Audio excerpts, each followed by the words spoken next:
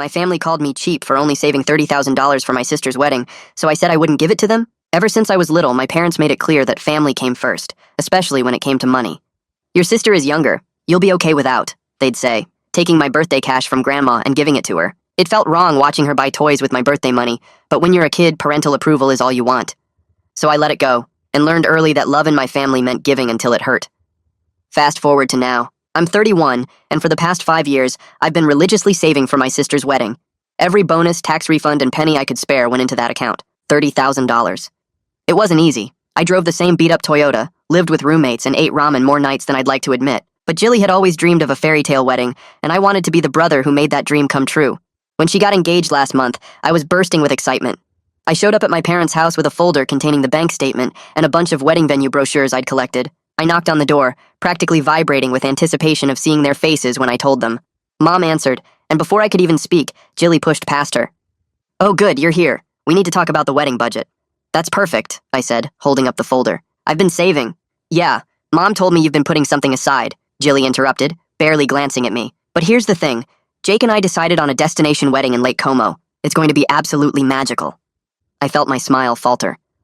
"Oh, well, I saved $30,000. So that should cover." "30,000? Jilly's voice pitched up in disbelief. "The venue alone is 40. Then there's flights for the family, accommodations, the reception back home for people who can't travel." I stood there, folder growing heavy in my hands. "Jilly, 30,000 is all I have." "All you have?" Mom chimed in, crossing her arms. "You make good money at that tech company. Don't be selfish." "I saved for 5 years," I said weakly. "And in 5 years, that's all you managed?" Jilly's eyes narrowed. "You just bought a new laptop last month and you had money for that. That was a $600 work laptop that I needed. See? There's always money when you need something." Jilly turned to Mom. "This is exactly what I was worried about. He says he cares, but when it comes down to it..." Dad appeared in the doorway. "What's going on?" "Your son is destroying my wedding dreams," Jilly said dramatically. "I guess I'll just have to tell everyone the wedding is off because my brother couldn't be bothered to help properly." I felt my throat tighten. "I've given up everything to save this money." "Stop being so dramatic," Mom sighed. "Just take out a loan for another $20,000. It's your sister's special day." "A loan? You know what? Forget it." Jilly snatched the folder from my hands. "I'll take what you have and figure out the rest myself. Though I don't know how I'll face my friends knowing my own brother cheaped out on my once-in-a-lifetime day." I stood there numbly as she flipped through the bank statement. Then something made me ask, "Wait, why do you need the money now? Isn't the wedding in 6 months?" Jilly's face went red.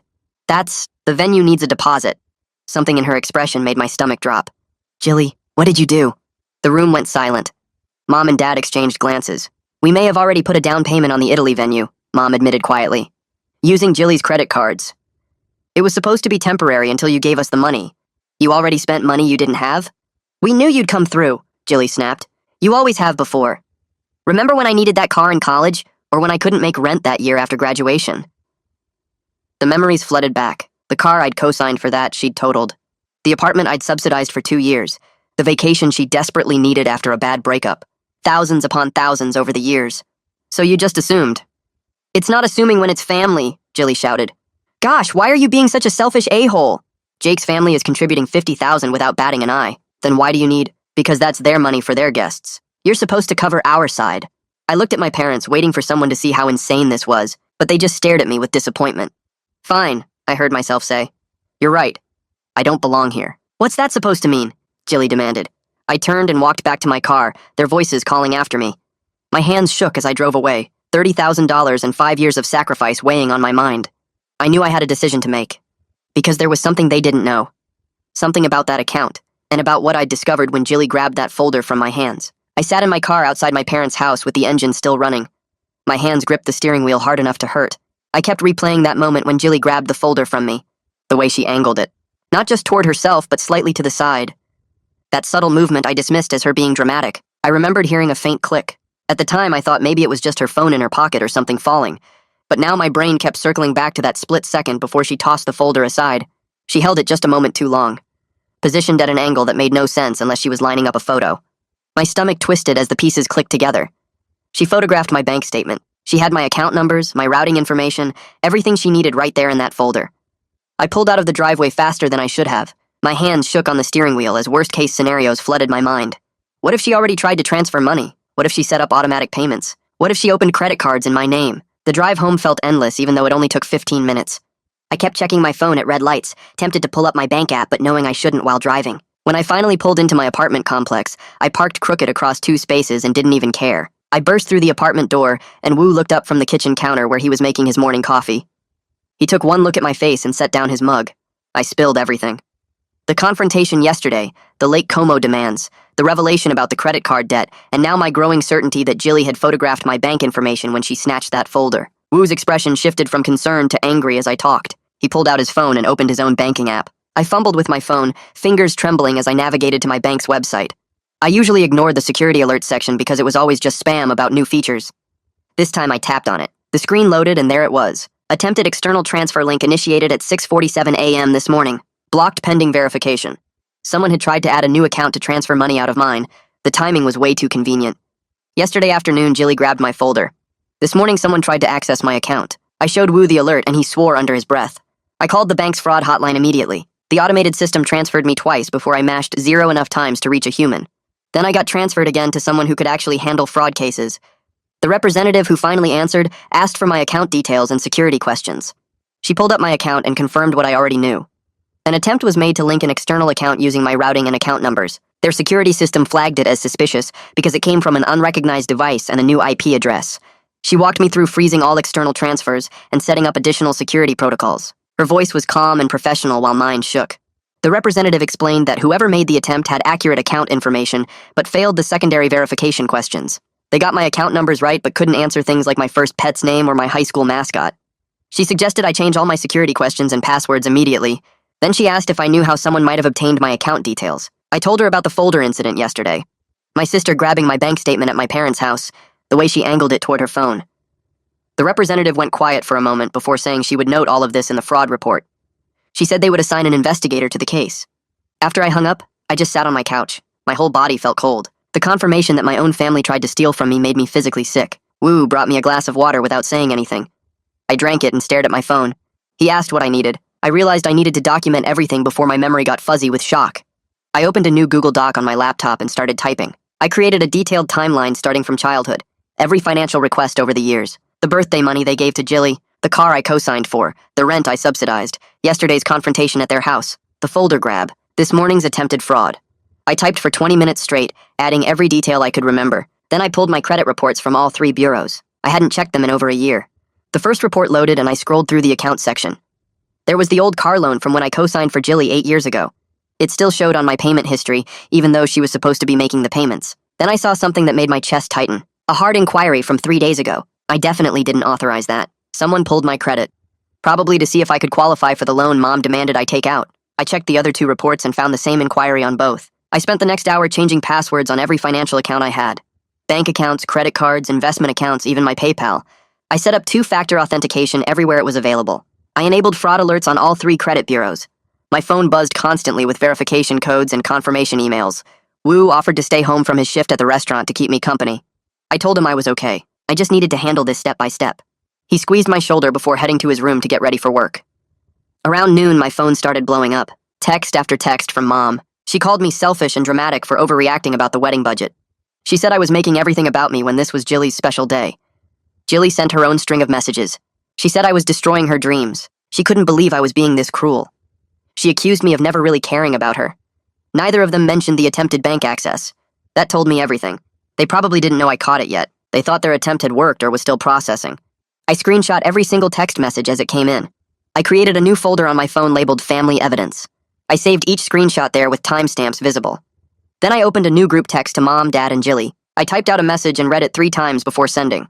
I stated clearly that I would not be taking out any loans. I was implementing security measures on all my accounts. I needed space from conversations about money. I asked them not to contact me about wedding funding again. I hit send and immediately muted the conversation thread. The response came in seconds. My phone lit up with text after text, the buzzing constant against my leg. I pulled it out and saw the group chat exploding with messages, even though I'd muted it. Mom sent 5 texts in a row calling me ungrateful and saying I was making everything about me when this was supposed to be about Jilly. Jilly's messages were longer, saying I was abandoning the family, and she couldn't believe I was being this cruel after everything they'd done for me over the years. Dad stayed silent in the thread. Not a single message from him. I screenshot each text as it came in, my thumb moving automatically to capture the timestamps and content.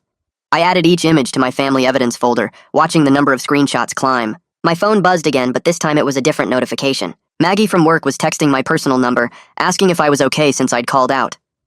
I stared at her message for a moment, then typed back asking if she had time for lunch tomorrow because I needed to talk through something complicated.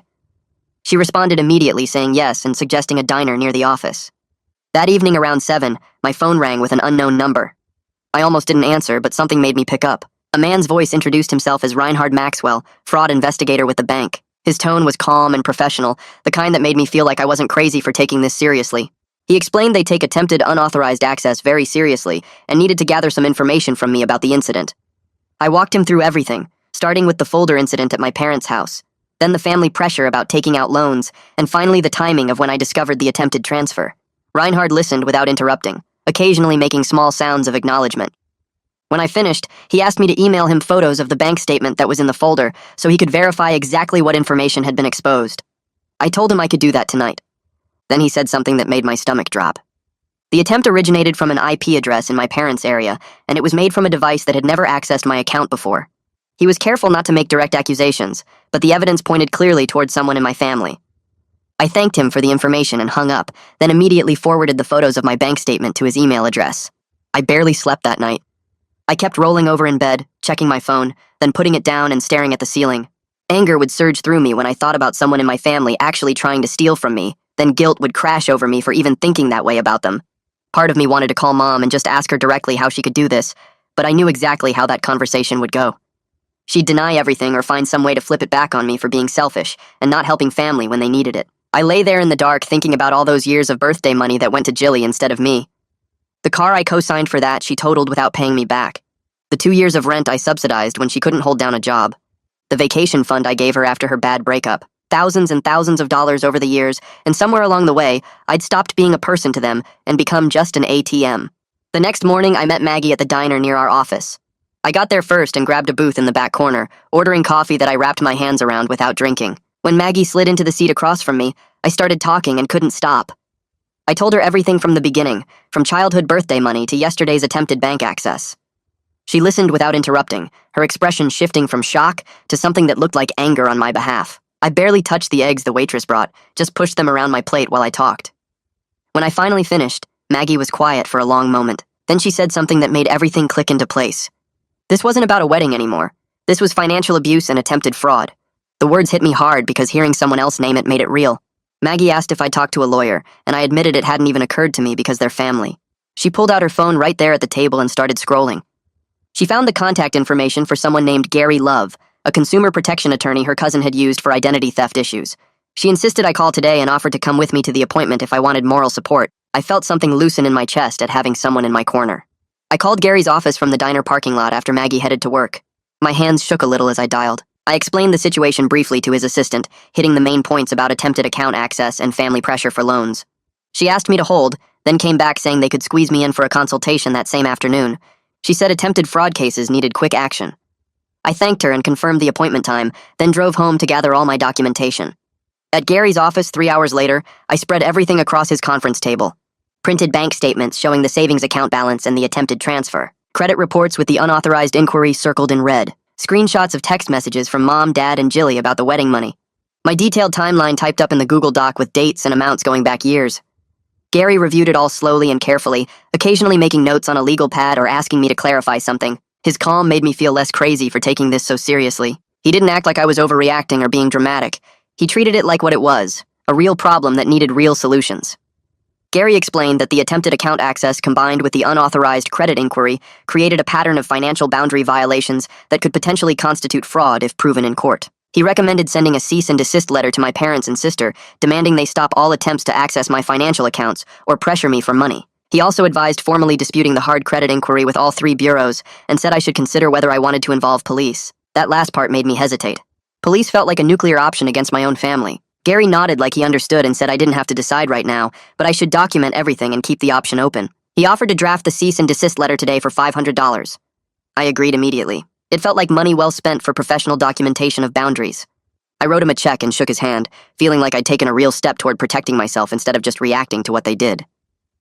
Back home, I dropped my keys on the counter, and Wu looked up from his laptop at the kitchen table. I told him about Gary and the cease and desist letter, and his face got serious when I mentioned the attempted account access. He asked what happens if my family shows up here unannounced, and the question made my stomach tighten because I hadn't thought that far ahead. Wu closed his laptop and said we should establish a clear policy right now. I don't have to let them in, he explained, and if they won't leave after being asked, we call the non-emergency police line for help. The idea felt extreme and I said so, but Wu pointed out that people who tried to access my bank account without permission have already crossed major boundaries. He was right, and I knew it, even though thinking about calling police on my own parents made me feel sick. We agreed on the policy, and Wu saved the non-emergency number in both our phones. That evening around 8, my cell rang from an unknown number, and I almost sent it to voicemail. Something made me answer, and Jake's voice came through, sounding embarrassed and uncomfortable. He said he didn't know about any attempted bank access until I mentioned it to him, and he's really uncomfortable with how his future in-laws are handling this whole situation. There was a pause before he asked if there's any way I could meet them halfway, maybe with $20,000 and they'll scale back the wedding plans to something more reasonable. I felt the old familiar pressure to fix things and make everyone happy, but I took a breath and reminded myself of everything Gary said. I told Jake I appreciate him reaching out and trying to be reasonable, but I'm not taking out loans or using up my savings beyond what I originally offered. The issue isn't just about the amount of money, I explained. It's the pattern of entitlement that's been going on for years, the attempt to access my account without asking, and the complete lack of care about my own financial security. Jake was quiet for a long moment, and I could hear him breathing on the other end. Finally, he said he understands, and he'll try to talk some sense into Jilly, though he didn't sound confident about his chances. We hung up and I sat on my couch feeling drained from holding that boundary, but also stronger than before. The next morning, I woke up to 3 texts from my cousin, asking if everything's okay with me and Jilly. I opened social media and found what she was talking about. Jilly posted something vague about family who abandon you when you need them most, and finding out who really loves you during hard times. She didn't name me directly, but the timing made it obvious, and several relatives already commented with supportive messages, telling her to stay strong, and that real family shows up when it matters. I felt anger rise in my chest at the manipulation, but instead of responding, I took screenshots with timestamps showing the post and all the comments. I added them to my evidence folder on my computer and closed the app before I could type something I'd regret. At work that afternoon, I couldn't focus on my code because my mind kept spinning through everything happening. I walked down to HR and asked the representative about our employee assistance program. She pulled up information on her computer and explained, I get 6 free counseling sessions through their EAP provider, completely private and separate from my regular insurance. I could schedule through their website or call directly, and she wrote down the number for me. I thanked her and went back to my desk, then pulled up the EAP website and booked a phone appointment for that evening with a counselor named Alina Barron. The first available slot was 6:30, and I grabbed it before I could talk myself out of it. That evening, my phone rang exactly at 6:30, and Alina introduced herself with a warm voice that immediately put me at ease. I felt awkward at first trying to explain the situation, but she listened without interrupting and asked good questions that helped me organize my thoughts. She explained concepts I'd never heard before, like enmeshment, where family boundaries get so blurred that everyone's problems become your problems. She talked about something called FOG, which stands for fear, obligation, and guilt, and how families use these feelings to keep dysfunctional patterns going. Hearing professional words for what I've been experiencing my whole life made me feel less alone and less crazy. Alina said what I'm doing by setting boundaries is healthy and necessary, even though it feels terrible right now. The next day at lunch, my phone buzzed with a voice memo from Jilly that was over 3 minutes long. I put in my earbuds and listened to her crying and saying, I'm abandoning her just like I abandoned the family by moving out after college instead of staying close to help. She asked how I could let her down on the most important day of her life, and her voice cracked with what sounded like genuine hurt. My old instinct kicked in hard, that familiar need to fix her feelings and make everything okay.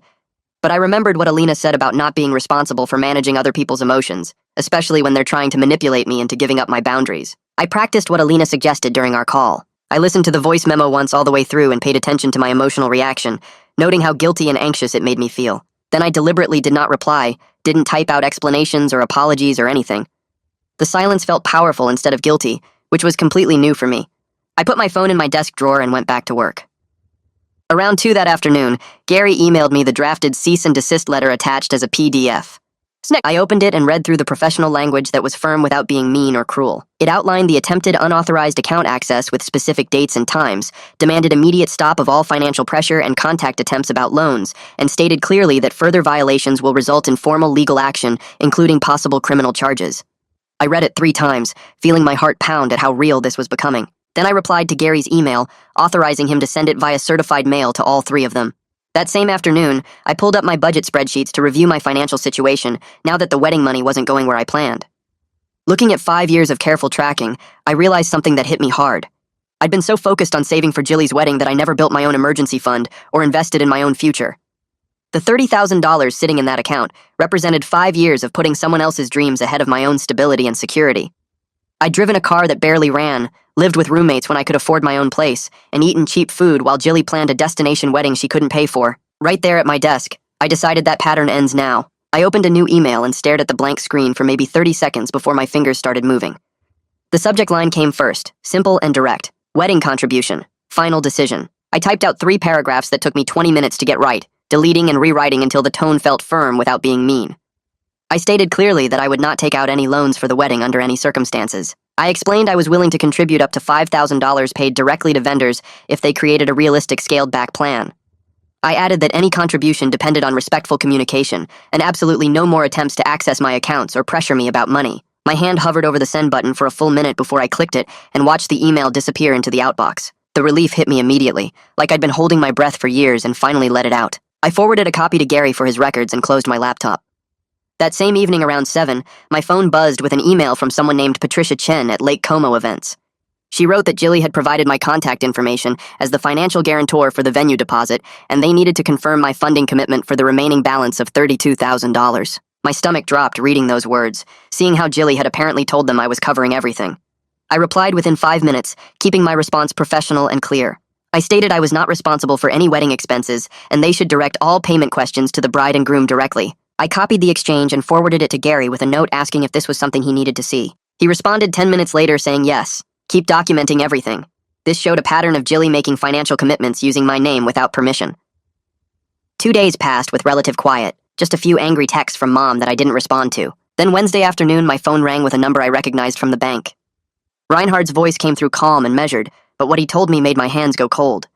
The attempted account link didn't come from just one try or one location.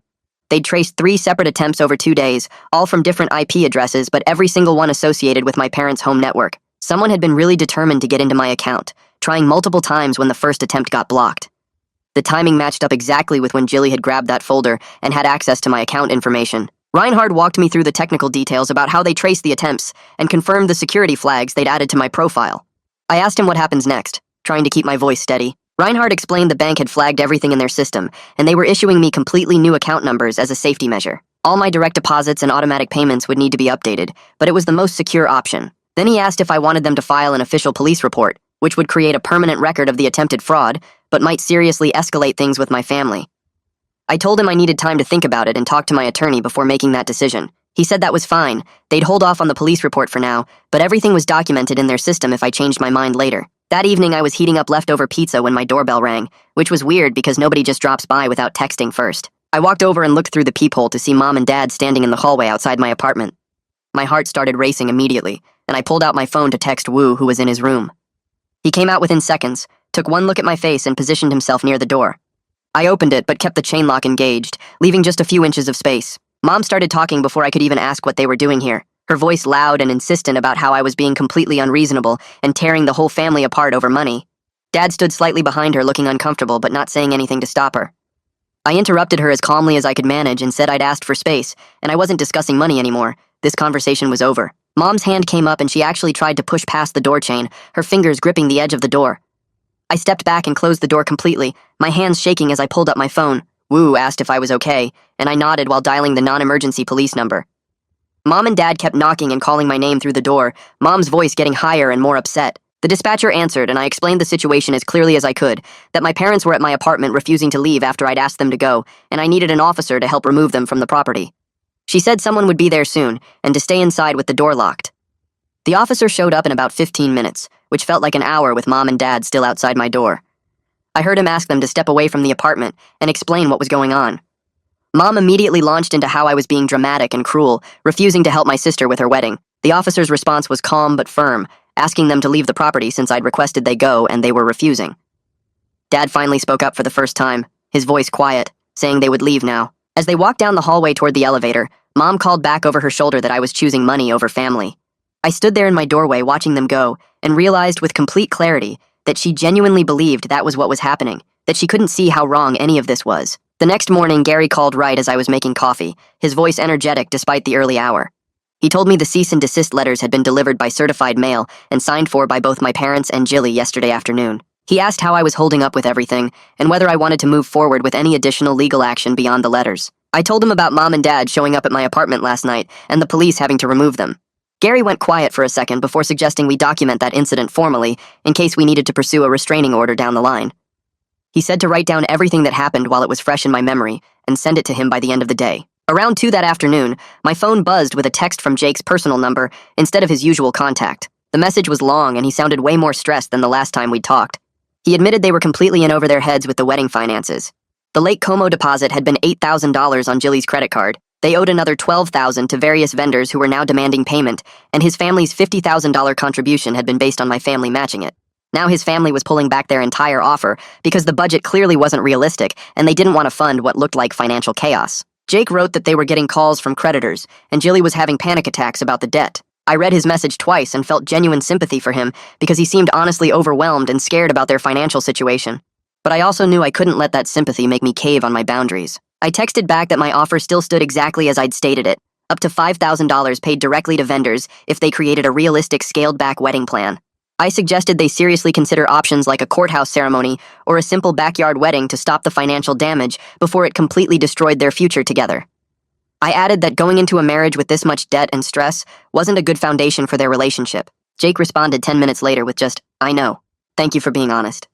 2 days later, my phone rang from an unknown number while I was at my desk pretending to work on a project deadline. I almost let it go to voicemail, but something made me answer. The woman on the other end asked if Jilly was available, and I said no, she wasn't. She introduced herself as calling from Capital One about a seriously past due account and explained I was listed as the emergency contact. My chest got tight as she detailed over $15,000 in charges, with 3 missed payments and mounting late fees. I told her firmly that I wasn't responsible for Jilly's debts and needed to be removed as her emergency contact immediately. She said she'd note that in the system, and I hung up, then opened my laptop to document the exact time, the representative's name, and every detail of the conversation in my growing evidence file. The call sat heavy in my mind for the rest of the day because it showed just how deep Jilly's financial problems went beyond the wedding disaster. My session with Alina that Thursday evening started with me admitting I felt terrible guilt about not stepping in to help Jilly with her debt situation. Alina asked me what helping would look like, and I described paying off her credit cards or co-signing another loan. She was quiet for a moment before asking if that would teach Jilly to manage money better or just delay the consequences of her choices. I sat with that question and realized enabling her irresponsibility would actually prevent her from learning anything. Alina walked me through scripting specific responses if my family pushed for an in-person meeting, helping me practice saying things like, "I understand you're disappointed, but my decision is final," without getting defensive or emotional. She reminded me that I could always leave a conversation if it became hostile, and that leaving wasn't abandoning them, it was protecting myself. By the end of the call, I felt more prepared to hold my boundaries even when it felt awful. Friday afternoon, my phone buzzed with a text from Dad that actually surprised me. He wrote that he felt stuck between Mom and Jilly's expectations and my boundaries, and he was starting to realize how much pressure they'd all put on me over the years. He said he understood if I didn't want to talk to them, but asked if I'd be willing to meet for coffee with all of them to try finding some kind of path forward. I stared at the message for several minutes, trying to figure out if this was genuine awareness or another manipulation tactic. Part of me wanted to believe Dad was finally seeing the situation clearly, but I'd been disappointed by false hope before. I typed and deleted 3 different responses before settling on cautious agreement. I told Dad I'd meet at a neutral coffee shop, but only if we were discussing boundaries and realistic wedding options, not relitigating whether I should take out loans. He responded quickly, saying he understood, and suggested Sunday morning at a place called Morrison's near the mall. I spent Saturday evening preparing with Alina's help over text, writing bullet points about my non-negotiable boundaries and practicing the broken record technique she'd taught me. I reminded myself over and over that I could leave any time if the meeting became hostile or disrespectful. My hands shook a little as I reviewed my notes because confronting all of them together felt huge and scary. Sunday morning, Reinhard called right as I was getting dressed for the coffee meeting. He had a final update on the fraud investigation that made my stomach drop. The bank had documented 4 total unauthorized access attempts to my account, all originating from devices at my parents' address over a 5-day period. They'd noted everything in their permanent records and flagged my old account numbers as compromised. He confirmed my new account numbers were completely secure with enhanced monitoring and suggested I maintain credit monitoring services for at least the next year. I thanked him for being thorough and hung up feeling both validated that I hadn't overreacted and sick that my own family had tried multiple times to steal from me. I got to Morrison's Coffee 20 minutes early and chose a small table near the back exit so I could leave quickly if needed. My coffee sat untouched as I watched the door and reviewed my bullet points one more time. When my family walked in together, the tension was visible even from across the room. Mom's jaw looked tight and her movements were stiff. Jilly wouldn't make eye contact with anyone and kept her arms crossed, and Dad looked completely exhausted like he hadn't slept in days. They sat down without ordering anything, and the silence stretched out uncomfortably. I decided to start before they could control the conversation. I pulled out my phone and calmly stated that the bank's fraud investigation had documented 4 separate unauthorized attempts to access my account, all from devices at my parents' address. I said clearly that this crossed a line I couldn't ignore and wouldn't pretend didn't happen. Mom opened her mouth, but I kept talking before she could interrupt. I explained that I'd consulted with an attorney named Gary, documented everything thoroughly, and implemented multiple security measures to protect my finances going forward. I outlined my firm boundary in simple terms so there couldn't be any confusion. No loans under any circumstances, no access to my accounts ever, and a maximum $5,000 contribution paid directly to wedding vendors only if they created a realistic wedding plan I could review first. I stated that if these boundaries were violated again in any way, I would pursue legal action and limit future contact to major family events, only like funerals or serious medical emergencies. My voice stayed calm, and even the whole time, even though my heart was pounding. Jilly's face went red and she exploded across the table at me. She said I was controlling and cruel for holding money over her head and ruining what should be the happiest time of her life. Mom jumped in immediately to defend her, saying I was being vindictive and punishing them just for asking family to help family. She said I was twisting normal requests into some kind of crime. Dad sat there looking between all of us with clear discomfort on his face, but he didn't say anything to intervene or support me. I felt the old instinct to apologize and back down rising up, but I pushed it away. I used the broken record technique Alina had taught me, calmly repeating my boundaries without engaging any of the emotional accusations they threw at me. When Jilly said I was destroying her dreams, I said my boundaries were final. When Mom called me selfish, I said my boundaries were final. When Jilly demanded to know how I could be so heartless, I said my boundaries were final, and I wasn't discussing it further. After the 4th repetition, Jilly stood up so fast her chair scraped loudly against the floor. She said she was done with this and stormed toward the exit.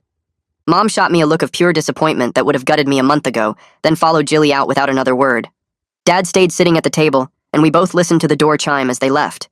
The silence felt heavy until Dad finally spoke quietly, saying he thought I was doing the right thing even though it was really hard. Those words meant more than I expected them to. The next afternoon, Jake texted from his personal number with a message that was way longer than his usual style. He wrote that he and Jilly had made the difficult decision to cancel the Lake Como wedding entirely after looking at their actual financial situation honestly. They were going to do a simple courthouse ceremony next month and maybe have a backyard reception later if they could afford it after paying down Jilly's credit card debt. He thanked me for being honest about my boundaries and said it forced them to face reality before they completely destroyed their finances and probably their relationship too.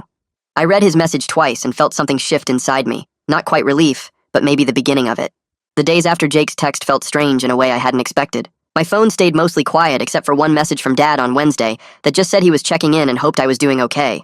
I stared at that text for a long time because it was the first time in years someone from my family asked how I was without also asking for something. Mom and Jilly sent nothing at all, which created this weird empty space where constant pressure used to live. I found myself checking my phone less often and sleeping better at night. On Saturday morning, I woke up and realized I needed to figure out what to do with the $30,000 now that it wasn't disappearing into Jilly's wedding fund. I opened my laptop and searched for financial advisors in my area, then booked an appointment with someone whose reviews mentioned helping people build emergency funds and plan for independence. The meeting happened 3 days later in a small office downtown. I brought printouts of all my accounts and explained the whole situation, how I'd been saving this money for 5 years for someone else's event, and now suddenly had it back. The advisor, a woman probably in her 50s, listened without judgment, and then pulled out a calculator. She walked me through a plan that made actual sense for my life. $15,000 would go into a high-yield savings account as an emergency fund, something I'd never had before because every extra dollar went to Jilly.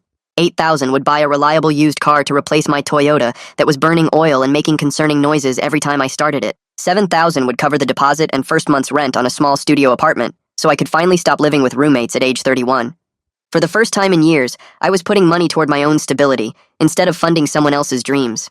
I signed the paperwork to open the new accounts right there in her office and felt something shift in my chest that I couldn't quite name. My sessions with Alina continued twice a week, and in the third one after the coffee shop confrontation, I broke down crying in a way I hadn't let myself do before. She handed me tissues and let me sit with it, then gently pointed out that I was grieving the family I'd always hoped to have instead of accepting the family I actually had. We spent that whole session and the next 2 working through what it meant to set boundaries, knowing my parents and Jilly might never understand or validate them. Alina kept saying I couldn't control their response, only my own actions and limits. The work hurt in this deep way that felt necessary, like cleaning out an infected wound. She taught me phrases to use if they pressured me back, ways to stay calm and repeat my boundaries without getting pulled into emotional arguments. I practiced saying no out loud in her office until it stopped feeling like I was doing something wrong. 3 weeks after the coffee shop meeting, my phone buzzed with a text from Jilly. My stomach clenched automatically before I even read it. She asked if my $5,000 offer still stood because she'd found a local venue that did small weddings for $3,000, and she wanted to use my money for that, plus some basic catering. I read the message 4 times, looking for the manipulation or guilt trip, but it was just a straightforward question. I texted back that I would agree on the condition that I paid the venue and caterer directly, not through her, and she needed to send me their contact information. She responded within 5 minutes with just okay and 2 phone numbers. No argument, no drama, no accusations. I called both vendors that same day and arranged the payments, getting receipts for everything. The courthouse ceremony happened on a cold Thursday morning in early December. I put on a suit I already owned and drove to the municipal building downtown where Jilly and Jake were getting married. Mom and Dad were there along with Jake's parents and a handful of friends. I kept things polite but didn't pretend everything was fine between us. Jilly wore a simple white dress that probably came from a department store and held a small bouquet of grocery store flowers. Jake wore a dark suit and kept his arm around her waist. They looked genuinely happy despite the scaled-down circumstances, and when the judge pronounced them married, I clapped along with everyone else. I felt okay about my decision to contribute within my boundaries. Not resentful, but not overly warm either. After the brief ceremony, everyone stood around awkwardly in the courthouse hallway taking photos. Jake caught my eye and walked over, pulling me aside near the water fountain. He thanked me for forcing them to be realistic, his voice quiet so no one else could hear. He admitted they'd been headed straight toward bankruptcy trying to fund Jilly's fantasy wedding, and my refusal to enable it probably saved their marriage before it even started. I didn't know what to say to that, so I just nodded and told him I hoped they'd be happy together. Jilly stayed on the other side of the hallway with Mom and didn't come over to talk to me, but she also didn't cause a scene or make snide comments. We existed in the same space without conflict, which felt like progress even if it wasn't warmth. 2 weeks later, Dad texted asking if I wanted to meet for lunch without Mom or Jilly there. I almost said no out of habit, but something made me agree. We met at a diner on a Saturday afternoon and sat across from each other in a booth by the window. Dad ordered coffee and pancakes while I got a burger, and for the first few minutes we just made small talk about work and weather. Then he set down his fork and said he needed to tell me something. He admitted he'd been enabling Mom and Jilly's financial irresponsibility for years because dealing with their reactions when he said no felt impossible. Watching me set boundaries and hold firm made him realize he needed to do the same thing in his own marriage. His voice shook a little when he said it, and I saw how hard the admission was for him. I asked what that looked like practically, and he explained he'd started attending a community financial education class at the library on Tuesday nights. He was also working on convincing Mom to try marriage counseling with him, though she was resistant. He wasn't making big promises about transforming overnight, just taking small steps toward being more accountable. I told him I appreciated his honesty and didn't expect him to change completely, that small steps were enough. We finished lunch and he picked up the check, and when we hugged goodbye in the parking lot, it felt different from it had in years.